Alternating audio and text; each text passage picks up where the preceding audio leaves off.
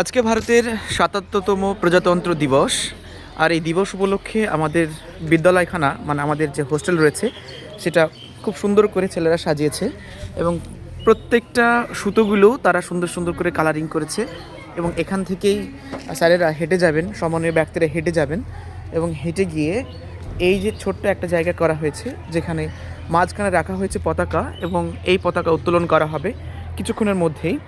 আর এত সুন্দর ফুলের যে ডিজাইনটা তারা করেছে, অনেক রাত্রি থেকে তারা এই ডিজাইনটা করতে শুরু করেছে এবং চারিদিকে সুন্দর পতাকার যে রং গেরুয়া, সাদা আর সবুজ সুন্দর করে সাজিয়েছে এবং পাশেই একটি ভারত মাতার যে মহান ভারত সেটা চিত্র এখানে এঁকেছে।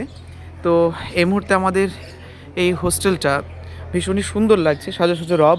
আজকের দিন গোটা ভারতবর্ষের বিভিন্ন প্রান্তে বিভিন্ন জায়গায় প্রজাতন্ত্র দিবস হিসেবে উদযাপন করা হয়েছে। ছেলেরা খুবই পরিশ্রম করেছে অবশ্যই।